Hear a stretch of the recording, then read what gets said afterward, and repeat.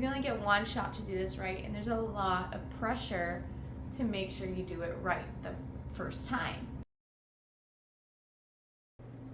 Okay, it's 1 year before your wedding, or you're about to hit that 1 year before your wedding, or maybe you're 11 months before your wedding. Congratulations. I'm so excited for you on this journey. Now, it is going to be a roller coaster of emotion. Roller coasters are meant to be fun, but this one, let me tell you, I am 5 months, I believe, 5 months before my wedding, and it's a destination wedding, and I'm a wedding photographer, so most people think, oh my God, you got this, figured out. Well, let me tell you something. It is stressful. It is fun. It is like really inspiring, creative, and it's like a business, honestly. You're running like a little business because you're doing all the accounting, and then you're like sending out invitations like marketing. Be prepared, and you can't be more prepared with a checklist. So I created a checklist for my brides planning their own wedding. Now, or if they hired a coordinator, that's fine, but usually coordinators are handling more of like, what you've already had done closer to the wedding day, and planners are more like they'll handle everything. But you still got to make decisions, okay? You can't do it all because they can't read your mind, and then you show up and like, I don't like the color blue. Why is there blue at my wedding? Things like that. So you have to make decisions still. But this checklist is going to help you so much along this ride of planning your wedding. Let's get started with what I have done so far, how I'm feeling about it, what mistakes I've made. I'm going to share it all with you. We're starting with the 1 year mark. Let's go. And today is October 4th. So I have November, December, January, February, 5 months before the wedding and 4 days. So the pressure is on. If you're anything like me with a destination wedding, I sent out save the date right away. I created a website right away and sent those out because people tend to like to plan for things like travel a year in advance, but you're likely not a destination bride, so let's kind of go over what the generic things that you would have to do. First things you want to do before you're sending emails and all of that, you want to create a Gmail where both you and your partner can access together, and all of the wedding related things go to that email. Gmail, I just believe, is just the easiest. I love Gmail. I rely on Gmail. Now, when I created my first wedding Gmail, I made a really big mistake. And that mistake was when I had such a cute Gmail for us, very easy to remember without all like the numbers and stuff in it. I tried to be cute and put a birthday that was like the year that we met in 2016 or something. And I was like, why did I do that? Because it instantly created parental controls, a child account, and then I literally can't open this Gmail on any other device besides the one device that I created it on. It became a huge mess. So I ended up last month, got tired and fed up with it, that I created a new Gmail account and just forwarded all those emails and just let them know who I was in communication with, that this is our new Gmail. And I left a basically auto reply message to anyone that sent an email to that one to now send emails to the correct one.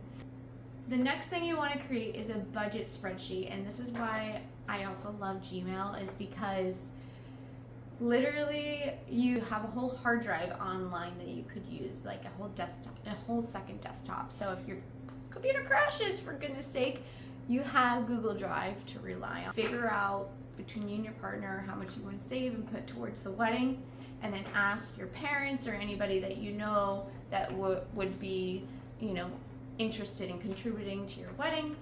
And then you put that all on the spreadsheet so you can start tracking all of your expenses and seeing how much money is left in the account to use. All right, next thing you want to do is ensure that bling. Now, double check with your partner if they already did that, if it came with it when they purchased the engagement ring.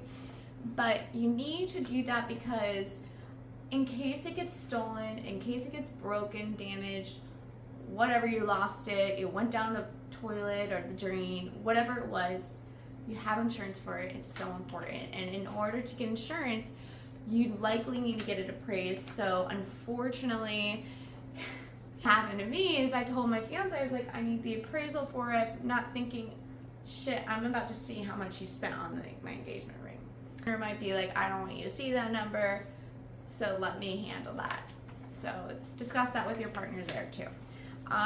So you will need the appraisal. You can likely go through your homeowner's insurance or renter's insurance to get that ring insurance, and it's not a lot of money. Now, within the 1 year starting your wedding planning process, you'll want to start your wedding registries, because you know what? Almost every single week I am updating that registry, my gift registry, and I'm deleting things, adding things, deciding I don't really like this anymore. It changes, my mind changes too often. Just start making that registry. I went through Amazon, I'm working on Macy's right now, I went through Anthropology, and I made a honeymoon fund through PayPal, because you know they have all of these like honeymoon funds or whatever, and they have fees and everything like that. And I was like, I trust PayPal. I created a PayPal account using our wedding Gmail, and that way if they decide to contribute money, they could just do it through PayPal. Most people starting a playlist on Spotify. So some people have Apple Music, I do Spotify. I make a playlist just dedicated for what you're going to share with your DJ on the music that both you and your partner will be on the dance floor dancing to. Now, if you want to be one of those people that end up asking all your guests in your wedding RSVP invites what song will get you on the dance floor, fine, you can add that to the playlist later, but create it now, because as you go throughout the year planning your wedding, you're going to be listening to music like, oh, I can see myself on the dance floor to this. Add it, and then one of these days you and your partner are going to listen to this in the car together on a long drive, maybe a road trip. Be like, this, what do you guys think? What are we thinking? And then you can delete songs, add songs together, and share that playlist together.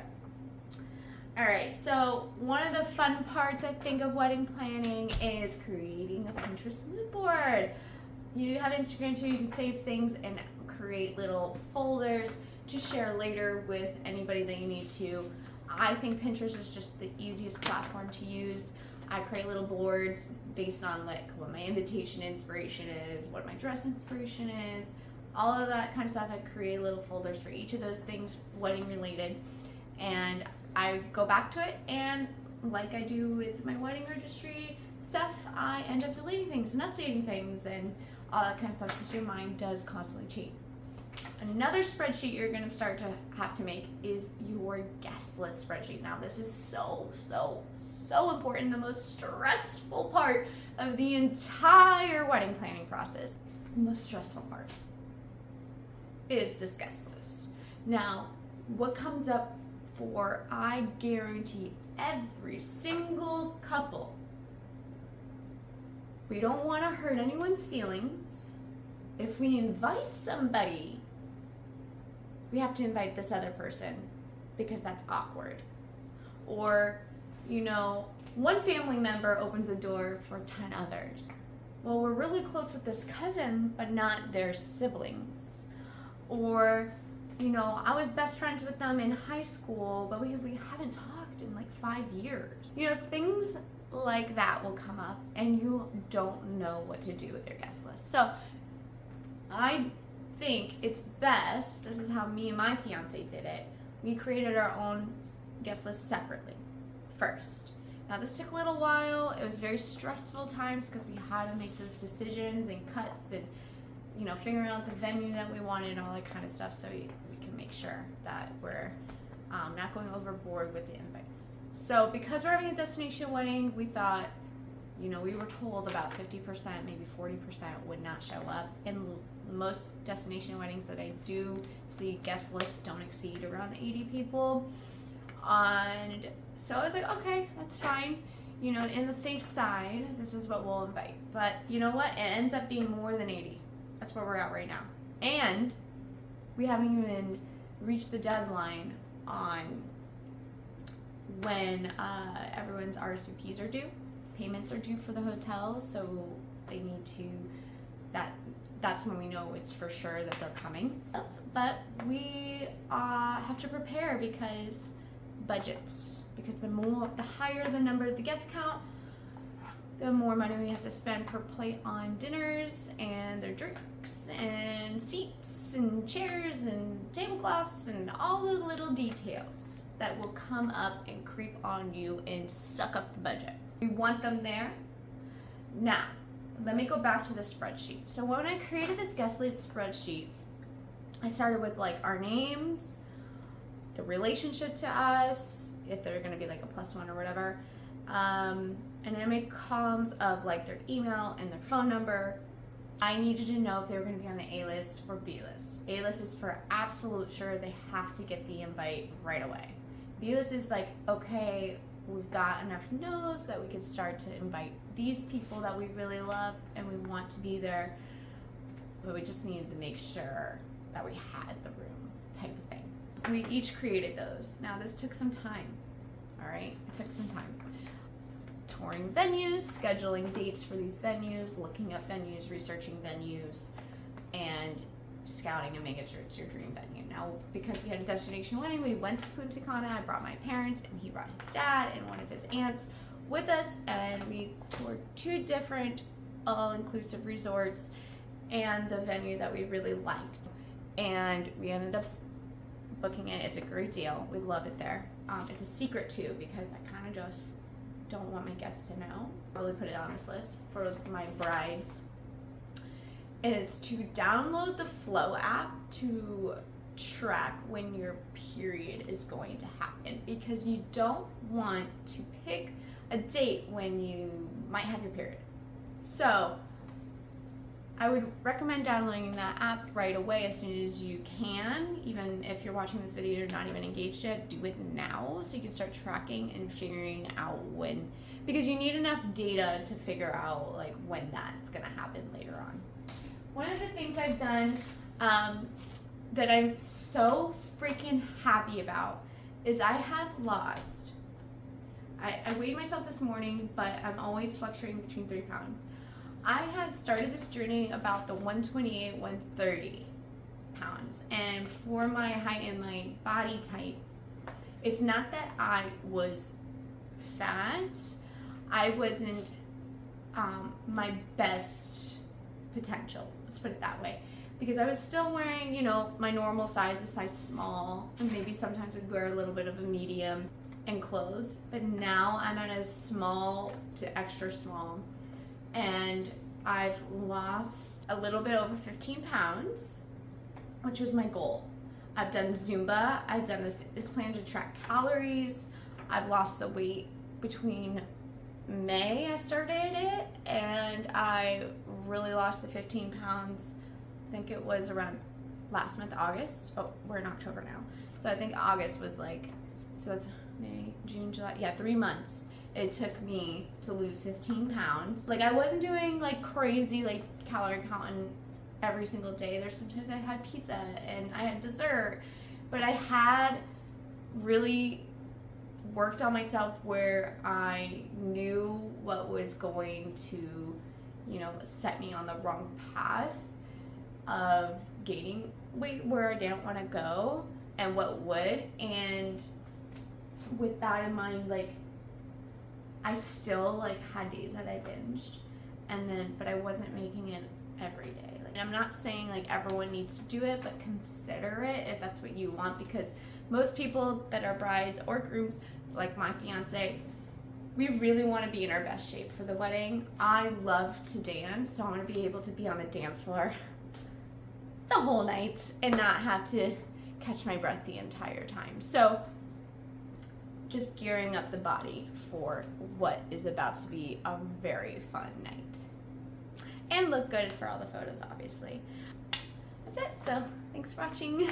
Hopefully you have a really good wedding planning process and you learned some tips out of this checklist so far. If you want to download the free checklist to see every other month, click the link in the caption and you'll find it, and you can download it and print it out yourself and follow along on this wedding planning journey feeling good about yourself. Good luck.